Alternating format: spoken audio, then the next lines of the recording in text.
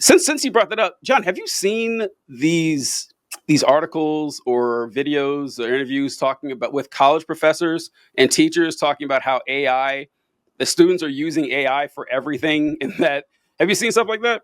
I have. There was a one that I don't know if it was in the New York Times or there was a big article that came out recently. I think it was a Times article. I could be wrong about that and how students are using ChatGPT. And it actually so this is one of those areas where I feel like people get knee-jerk reactions about it that are often wrong, but there are a lot of problems to be discussed here.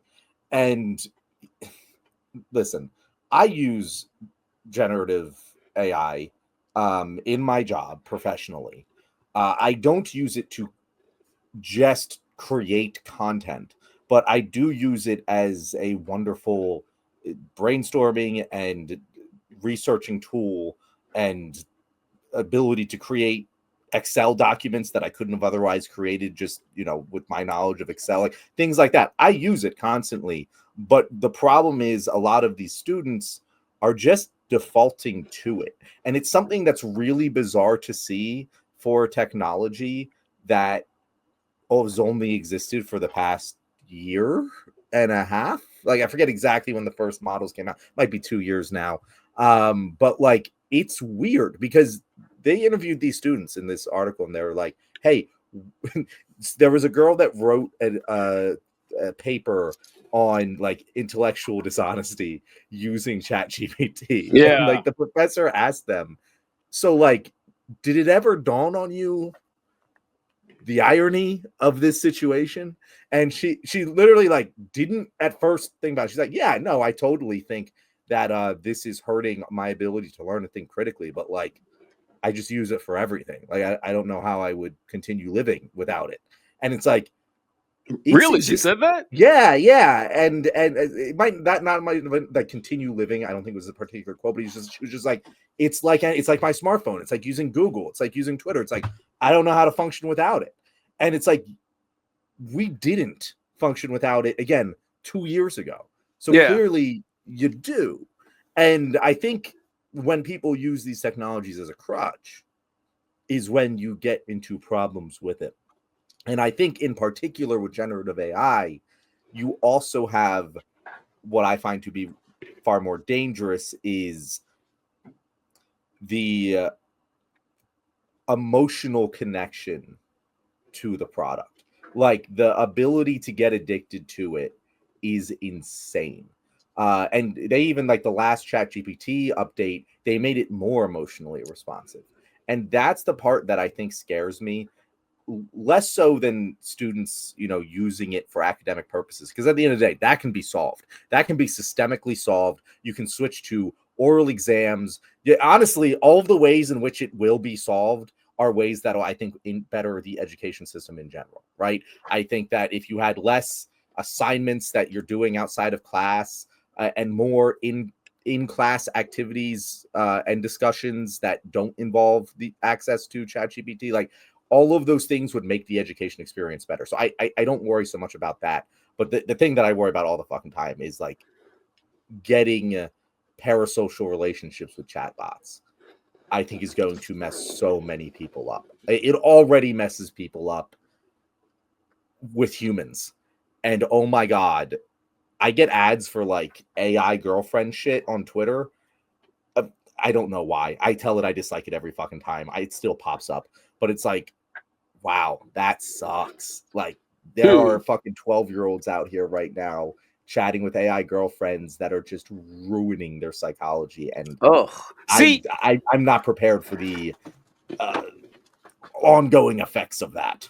Yeah, I'm a little more boomer pilled on this than a lot of folks. I think we need a lot more laws on this shit to crack down on this stuff. I don't use generative AI, and I never have a reason to. So if I had to for work, I didn't know you can make Excel sheets on it. That's cool. That's good to know. But I can tell it to make a formula for me. That's make cool. Do this. There are very good, very beneficial use cases. I'm not one of those anti-AI guys in every circumstance, but there are very pervasive ways in which it can help people.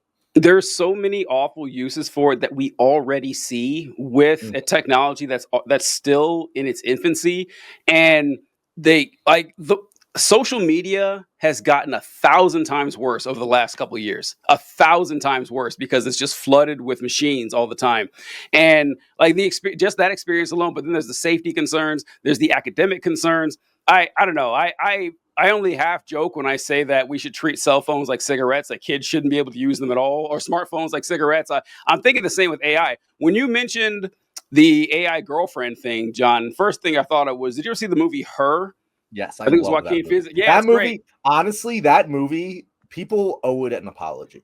Like people at the time thought it had its fans and its awards, and it was an Oscar nominee. But people were like, "This is a little on the nose." And it's like, no, this is I didn't know. exactly Yeah, I didn't know people were saying that. Yeah, exactly how this is going down. yeah. Is how that movie went down.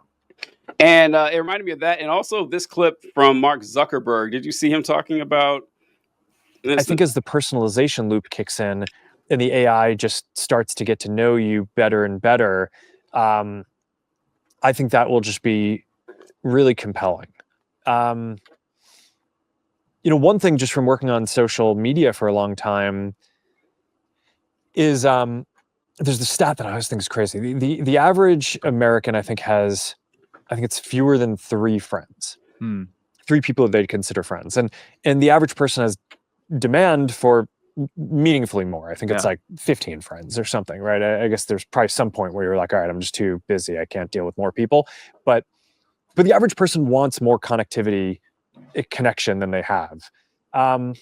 So there's a lot of questions that people ask of stuff like, okay, is this going to replace kind of in-person connections or real life connections? And my default is that the answer to that is probably no. I think I think that there are all these things that are better about kind of physical connections when you can have them, but the reality is that people just don't have the connection and they feel more alone a lot of the time than they would like. So I think that a lot of these things that today there might be a little bit of a stigma around, I would guess that over time we will find the vocabulary as a society to be able to articulate why that is valuable and why the people who are doing these things are like, why they are rational for doing it, and how it is adding value for their lives. But also I think that the field is very early. So I mean, it's I think there are a handful of companies and stuff who are doing virtual therapist, and there's like virtual girlfriend. All right, that man said 2 different things during when they asked him if hey, do you think that this is going to replace friendship, like face-to-face human contact, that the average person has 3 friends but they actually want 15?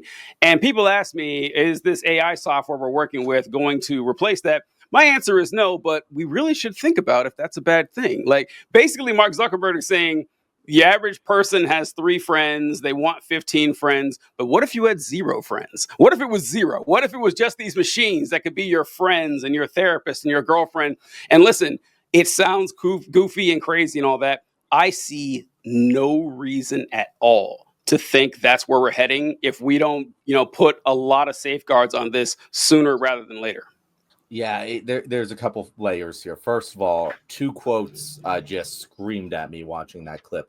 A, when he says, well, people only have 3 friends, but they have demand for 15. Could not help but thinking about Tommy Boy when he breaks the door and he puts it back on. He's like, what did you do? Yeah, Mark. I wonder who's responsible for the fact that everyone only has 3 friends instead of 15. It couldn't possibly be you, I am sure. Second thing that came to mind was when he was like, and I hope one day we as a society discover the vocabulary to explain how this isn't weird. I was like, bro, you have an AI fuckbot, don't you? You 100% have an AI fuckbot straight out of Ex Machina. That is exactly what he didn't want to come out and say it, but I would bet my life savings, which isn't much relative to Mark, but that he has some AI fuckbot that he's trying to soft launch as his real girlfriend.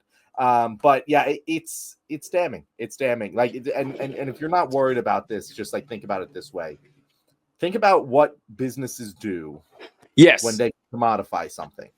If they can commodify healthcare, they can commodify housing, they can commodify. You see the cost of all, and these are needs, right? You see the cost of all of these things raised throughout time, and they try to reduce the supply so they can generate more revenue. If they're selling you a phone, they don't want a phone that's going to last 10 years. They want to make their phone so they can break, right? Like, again, this is, I don't think anyone's going to be disagreeing with this opinion. Okay, now they're selling you friends. Yep. Now they're selling you relationships. What do you think they're going to program those friends and those girlfriends to do? They're going to program them to eliminate those 3 friends for your life, so they can take another spot as one of them. Like that's exactly what's going to happen.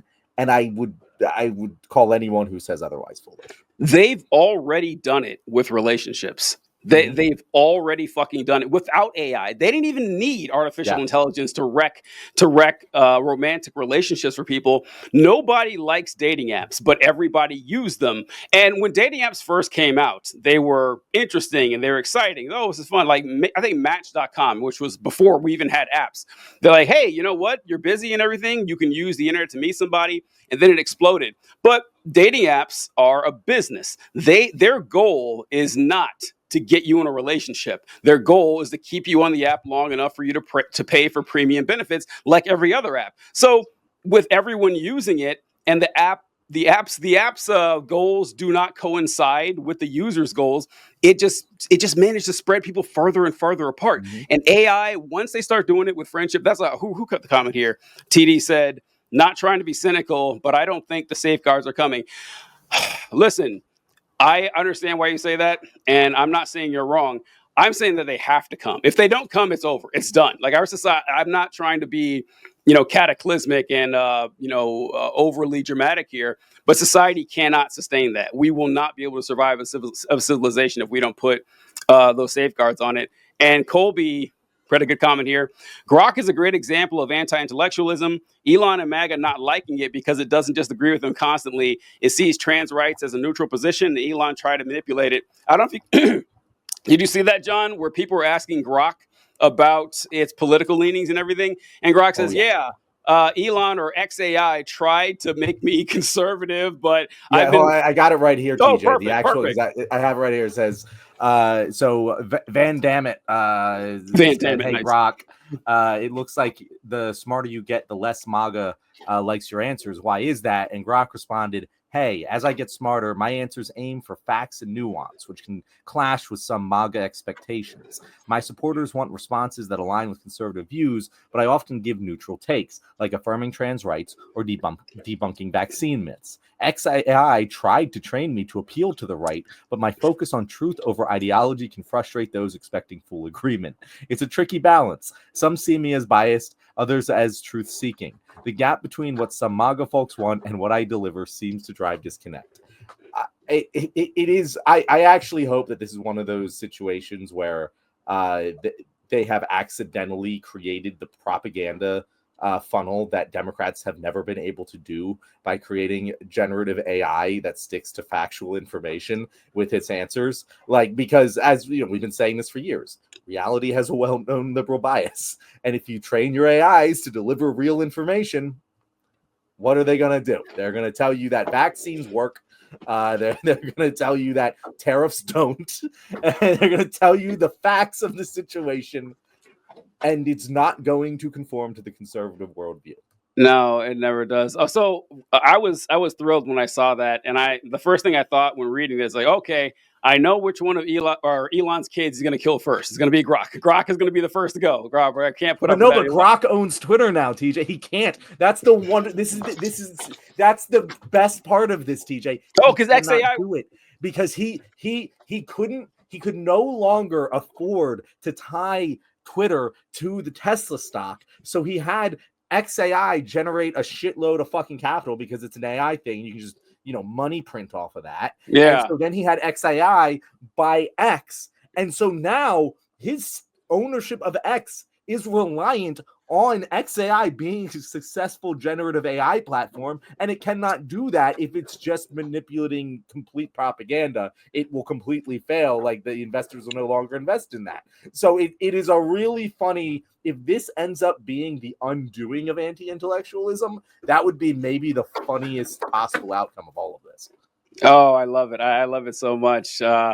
Yeah. I forgot that he had sold Twitter to XAI, but he's stuck with it. That's pretty great. That's fantastic. All right, what should we move to next, John? Yes, before we move to, I just have to say, Mark said he's disagreeing. Mark, my claim was that phone companies intentionally use planned obsolescence to make more money. Are you disagree? Like, I've never heard anyone disagree with that. Like, Well, there are planned court cases obsolescence. on this. I mean, like this is a well-documented thing.